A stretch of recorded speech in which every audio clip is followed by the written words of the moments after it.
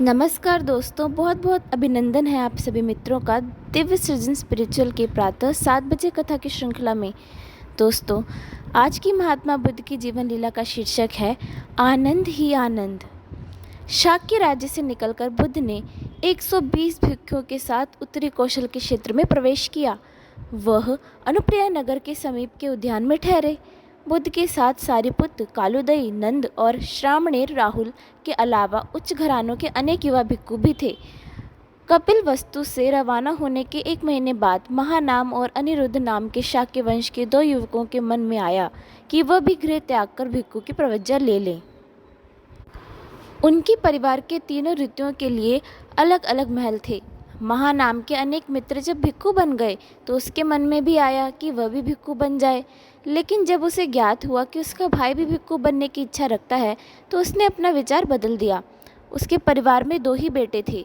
यदि दोनों भिक्षु बन जाएंगे तो परिवार के लिए ठीक नहीं रहेगा, इसलिए महानाम ने अपने छोटे भाई को भिक्षु बन जाने की अनुमति दे दी।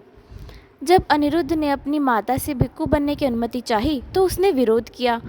अनिरुद्ध ने बताया कि बहुत से अन्य उच्च घरानों के युवक भिक्षु बन गए हैं। फिर सद्धर्म के मार्ग पर चलने से न केवल भिक्षु को वरन सारे परिवार को शांति और सुख समृद्धि प्राप्ति होती है। नगरोधा उद्यान में बुद्ध की देशना सुनने के बाद उसने अपनी माताजी को और समझाया।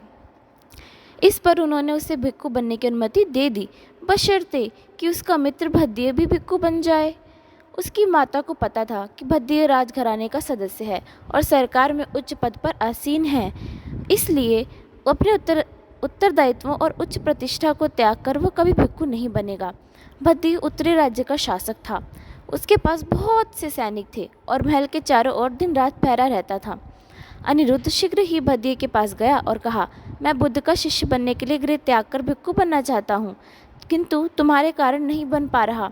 भद्दिय ने हंसकर कहा, मैं कैसे कारण हूँ? मैं तुम्हारी इच्छा पूर्ण करने के लिए सब कुछ करने को तैयार हूँ।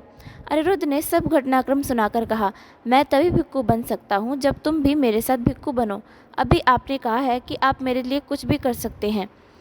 भद्दिय जाल में फंस गया। यह नहीं कि वह स्वयं भिक्षु बनना नहीं चाहता था, लेकिन गुप्त रूप से उसने सोच रखा था कि वह बाद में भिक्षु बनेगा, अभी नहीं। भद्दिय ने भिक्षु बनने के लिए पहले 7 साल का, फिर 3 साल का, फिर 7 महीने का समय मांगा, जिससे वह अपने राजकीय दायित्वों को निपटा सके। अनिरुद्ध ने कहा कि सद्धर्म का मार्ग अपनाने के लिए इतने समय की क्या आवश्यकता? भिक्षु तो स्वतंत्रता और मुक्ति पाने के लिए सब कुछ छोड़ जाता है। यदि तुम अधिक समय लोगे तो हो सकता है कि अपना मत ही बदल लो। ठीक है मेरे मित्र, अच्छा 7 दिनों का समय दो, मैं तुम्हारे साथ चलूँगा। इस पर उत्साहित होकर अनिरुद्ध ने अपनी माताजी को सूचना दी। उन्होंने स्वप्न में भी ये नहीं सोचा था कि राज्यपाल भद्दी इतनी आसानी से अपनी जांच की स्थिति और प्रतिष्ठा को त्याग देगा। अचानक उन्हें मुक्ति पद का आभास हुआ और उसने सोचा कि पुत्र को भिक्षु बनने के लिए जाने दे। अनिरुद्ध ने अपने अन्य मित्रों भृगु, किम्बिल, देवदत्त और आनंद को भी अपने साथ जाने के लिए तैयार कर लिया। ये सभी राज परिवार के कुमार थे। निर्धारित समय पर सभी देवदत्त के घर एकत्र हुए और बुद्ध को खोजने के लिए चल पड़े। आनंद की आयु 18 वर्ष की थी, इसलिए उसने अपने पिता से बड़े भाई देवदत्त के साथ जाने की अनुमति प्राप्त कर ली थी। सभी राजकुमार कौशल राज्य की सीमा तक अपने राज के वाहन पर गए। उन्होंने सुना था कि बुद्ध अनुप्रिया नगर के समीप ठहरे हैं। अनिरुद्ध ने सुझाव दिया कि हम लोगों को अपने रत्नचटित राज की वस्त्र, कंठ मालाएं, अंगूठियां और चूड़े उतार देने चाहिए और खोजकर किसी निर्धन व्यक्ति को दे देने चाहिए। उन्होंने देखा कि पास में नाई की दुकान है, जिसमें काम कर रहा युवक अत्यंत साधारण से कपड़े पहने हुए है। अनिरुद्ध उसकी दुकान में गया और उससे उसका नाम पूछा और यह भी जानना चाहा कि क्या वो उन लोगों को सीमा पार करा देगा।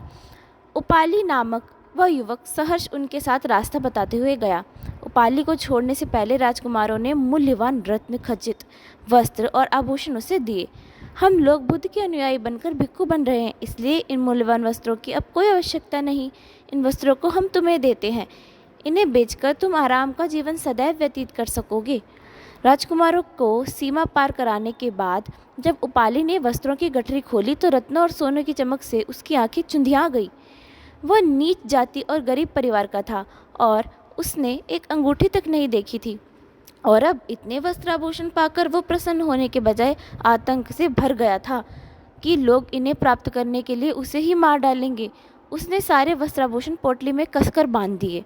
वह सोचने लगा कि ये राजपुरुष जब अपनी धन संपदा और सत्ता त्याग कर भिक्षु बनना चाहते हैं तो वह भी क्यों न उनका अनुसरण करे। उसने वस्त्र आभूषणों की पोटली को एक पेड़ पर टांग दिया ताकि जो भी उसे देखे ले जाए, और वह स्वयं भी सीमा पार चला दिया। जल्द ही वह राजकुमारों के पास पहुंच गया। उपाली के आने पर आश्चर्यचकित देवदत्त ने पूछा, उपाली, हमारे पीछे क्यों भागते आए हो? हमने जो वस्त्राभूषण दिए थे वे कहाँ हैं? उपाली ने अपने मन में घटित भावों से परिचित कराते हुए कहा कि वस्त्राभूषण मैंने पोटली बांधकर पेड़ पर टांग दिए। इतनी धन संपदा पाकर वो असहज हो गया था और अब बुद्ध के शिष्य के रूप में भिक्षु बनना चाहता है। देवदत्त ने हंसकर उपहास के तौर पर कुछ कहना चाहा तो अनिरुद्ध ने बीच में टोककर कहा, अद्भुत बात है, तुम्हें साथ ले चलने में हमें बहुत ही प्रसन्नता ही होगी। बुद्ध की देशना है कि संघ तो सागर के समान है जिसमें भिक्षुओं की सरिताएं आ आकर अस्तित्वहीन बन जाती हैं। भले हम भिन्न जातियों में जन्मे हों, किंतु सब में सम्मिलित होने पर हमारे बीच किसी प्रकार का भेदभाव नहीं रह जाता। भद्दीय ने उपाली को पहले अपना परिचय दिया और फिर अन्य सभी कुमारों का परिचय कराया जिन्होंने उसको नमन किया। सातों युवकों ने अपनी आगे की यात्रा जारी रखी। वे लोग अगले दिन ही अनुप्रिया पहुंच गए, जहां उन्हें पता चला कि बुद्ध तो नगर के उत्तर पूर्व में 2 मील दूर वन में रहते हैं। वहां पहुंचकर वे बुद्ध से मिले। भद्दी ने सब लोगों की इच्छा उन्हें बताई और बुद्ध ने सबको प्रवज्ञा देना स्वीकार कर लिया। इस पर भद्दी ने अनुरोध किया कि कृपया उपाली को पहले प्रवज्ञा दें, इससे हम सद्धर्म मार्ग पर उसे अपना बड़ा भाई मान सके। इस प्रकार हम उस झूठी प्रतिष्ठा और भेदभाव से मुक्ति के विचारों को ग्रहण कर सकेंगे। बुद्ध ने उपाली को पहले प्रवज्ञा दी। आनंद अभी 18 वर्ष का ही था, इसलिए उसे श्रामणेर की प्रवज्ञा दी गई। राहुल के बाद वह संघ का सबसे कम आयु का सदस्य था। राहुल आनंद को देखकर बहुत प्रसन्न हुआ। प्रवज्ञा प्राप्ति के बाद 3 दिन तक वहाँ रहकर वे सब बुद्ध और अन्य भिक्षुओं के साथ वैशाली गए। वहाँ 3 दिनों तक महावन में रहकर वो राजगृह के वेणुवन के लिए चल दिए, जहाँ पहुँचने से संघ को 10 दिन लगे। वेणुवन में रहे 600 भिक्षुओं के सहित मान्य काश्यप, मौदगल्यायन और कौंडन बुद्ध के वापस आने पर बहुत ज़्यादा खुश हुए। बुद्ध के आगमन का समाचार पाते ही राजा बिंबिसार अविलंब उनसे मिलने आए। वर्षा ऋतु आने ही वाली थी, इसलिए इस काल के लिए कौंडन और काश्यप पूरी तरह से तैयार थे। बुद्ध द्वारा संबोधि प्राप्ति के बाद यह तीसरा वर्षा प्रवास था।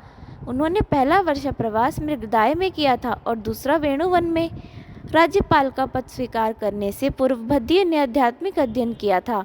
अब वेणुवन में मान्य काश्यप के मार्ग निर्देशन में उन्होंने अपने हृदय और चित्त से ध्यान साधना में पूरा समय देना शुरू कर दिया। कुटी में रहने की अपेक्षा वृक्षों के नीचे सोना उन्हें पसंद किया। एक रात ध्यान साधना करते करते उन्हें इतने आनंद का अनुभव हुआ कि चिल्लाने लगे, आनंद ही आनंद, आनंद ही आनंद। समीप बैठे साधारणरत भिक्षु ने सवेरे बुद्ध को बताया कि रात को साधना करते हुए भद्दी आनंद ही आनंद चिल्ला रहे थे। प्रतीत होता है कि भद्दी को यहाँ रहकर प्रतिष्ठा और धन संपदा का अभाव खल रहा है। बुद्ध ने सुनकर केवल सिर हिला दिया। दोपहर के भोजन उपरांत बुद्ध ने धर्म की देशना के बाद भद्दी को समस्त संघ के समक्ष बुलाकर पूछा, कल रात ध्यान साधना करते समय तुम चिल्लाए थे, आनंद ही आनंद। भद्दी ने उनसे हाथ जोड़कर स्वीकार किया कि मैं ये शब्द चिल्ला रहा था। क्या बता सकते हो क्यों? बुद्ध देव, जब मैं राज्यपाल था तो मैंने प्रसिद्धि, सत्ता और धन संपत्ति की जीवन जिया था। जहाँ भी जाता सैनिक मेरी रक्षा के लिए साथ रहते। मेरे महल के चारों ओर दिन रात पहरा रहता था। तब भी एक क्षण के लिए मैं भी भय मुक्त नहीं रह सकता था। यह घने जंगल में मैं कहीं भी आ जा सकता हूँ, बैठकर ध्यान कर सकता हूँ। यहाँ ना मुझे कोई भय है और ना कोई चिंता। इसके विपरीत मैं यहाँ सहज, शांत और आनंद का अनुभव करता हूँ, जैसा कि पहले कभी अनुभव नहीं किया। गुरुदेव, भिक्षु का जीवन व्यतीत करने में मुझे इतनी महान शांति और संतुष्टि की अनुभूति होती है कि मुझे अब किसी से डर नहीं और ना कुछ खाने का भय है और ना ही कुछ किसी के मार देने का। मैं यहाँ किरण की भांति स्वच्छंद विचरता हूँ। कल रात अपनी ध्यान साधना के समय यह सत्य इतनी स्पष्टता से सामने आया कि मैं चिल्ला उठा, आनंद ही आनंद। इससे यदि आपकी या किसी भिक्षु की साधना में विघ्न पड़ा हो तो कृपया मुझे क्षमा कर दीजिए। बुद्ध ने प्रशंसा करते हुए कहा, बधिय, यह तो अद्भुत है। तुम्हें आत्मसंतोष और ममत्व त्याग की दिशा में बहुत प्रगति की है। तुम्हें जो शांति और आनंद की प्राप्ति हुई है वह देव दुर्लभ है। वर्षा प्रवास में बुद्ध ने बहुत से नए भिक्षुओं की प्रवज्ञा दी, जिनमें मगध के सबसे धनी श्रेष्ठ का प्रतिभावान पुत्र महाकाश्यप भी था। इसकी पत्नी वैशाली की भद्र कापिलानी थी। दोनों पति पत्नी वैवाहिक जीवन के 12 वर्षों से धर्म के मार्ग पर अग्रसर होने के परम इच्छुक थे। एक दिन महाकाश्यप अपनी पत्नी से पहले जग गया तो उसने देखा कि एक विषधर सर्प उसकी पत्नी की बाह के पास से रेंग रहा है। भय के मारे महाकाश्यप सांस रोके रहा, जिससे सर्प को कोई खड़का ना हो। सांप धीरे धीरे उसकी पत्नी के पास से गुजरता हुआ कमरे से बाहर चला। अब क्या हुआ कि महाकाश्यप ने अपनी पत्नी को जगाकर सारी घटना बताई तो दोनों सोचने लगे कि जीवन कितना क्षणभंगुर है और अनिश्चित है। कापिलानी ने अपने पति से कहा कि अविलंब की ऐसे गुरु की खोज करो जो सधर्म के मार्ग पर अग्रसर होने का दिशा निर्देश कर सके। उसने बुद्ध के विषय में सुन ही रखा था, इसलिए वह वेणु बन गया। बुद्ध को देखते ही वह समझ गया कि वे इसी सच्चे गुरु सिद्ध हो सकते हैं। बुद्ध ने भी देखा कि महाकाश्यप दुर्लभ साधना शक्ति संपन्न व्यक्ति है, इसलिए उसे प्रवज्ञा प्रदान कर दी। महाकाश्यप ने बुद्ध से अनुरोध किया कि उसकी पत्नी भी सद्धर्म मार्ग पर अग्रसर होने के लिए भिक्षुनी बनने की इच्छुक है।